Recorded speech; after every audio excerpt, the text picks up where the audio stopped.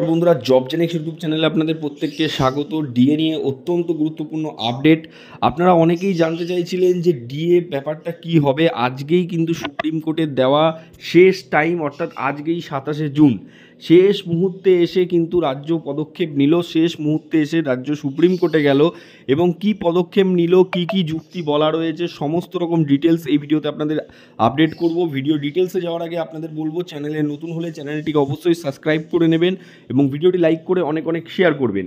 দেখতে পাচ্ছেন অফিসিয়ালি ওয়েবসাইটে আপনারা পেয়ে যাবেন সুপ্রিম কোর্টের এই নোটিশটি। এই নোটিশ সুপ্রিম কোর্টের দ্বারস্থ হয়েছে রাজ্য সরকার। সুপ্রিম কোর্টের রায় ছিল 25% ডিএ দিয়ে দেওয়ার, তার বিরুদ্ধে গিয়ে কিন্তু আবারও স্পেশাল লিভ পিটিশন দাখিল করলো রাজ্য সরকার। কি বলা হয়েছে দেখুন, এখানে ওয়েস্ট বেঙ্গল স্টেট গভর্নমেন্ট কিন্তু এই স্পেশাল লিভ পিটিশনটা দাখিল করলো।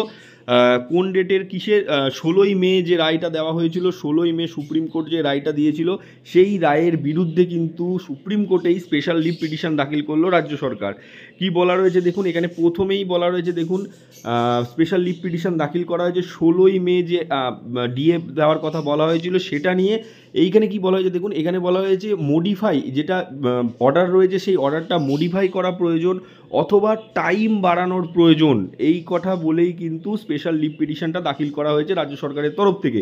মডিফাই করা প্রয়োজন, যে অর্ডারটা দেওয়া হয়েছে সেটা মডিফাইয়ের প্রয়োজন অথবা টাইম বাড়ানোর প্রয়োজন, এই কথাটা কিন্তু বলে স্পেশাল লিভ পিটিশন দাখিল করলো আবারও সুপ্রিম কোর্টে।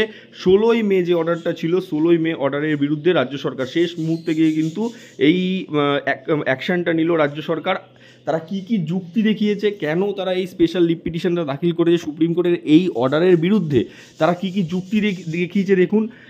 এখানে দেখতে পাচ্ছেন তারা একাধিক যুক্তি কিন্তু খাড়া করেছে। প্রথমত বলা রয়েছে যে ডিএ রয়েছে সেটা সমস্ত এমপ্লয়িকে দেওয়া হয় এবং সমস্ত এমপ্লয়িকে এআইসিপিআই মেনে কিন্তু দেওয়া সম্ভব নয়।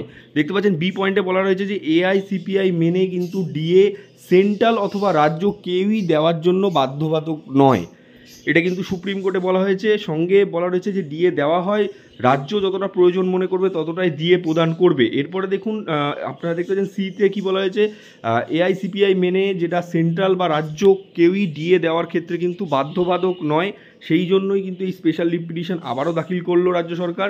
ডি নম্বরে দেখতে পাচ্ছেন আবারও বলা রয়েছে যে কেন্দ্র সরকার দিলেও সেক্ষেত্রে কিন্তু রাজ্য সরকার ডিএ দেবে কি দেবে না, যেটা আমি আপনাদের বলেছিলাম 6 পে কমিশনে লেখা রয়েছে, সেটা কিন্তু যুক্তি খাড়া করা হয়েছে। অর্থাৎ শেষমেশ বলতে পারি আবারও সুপ্রিম কোর্টে গেল রাজ্য সরকার।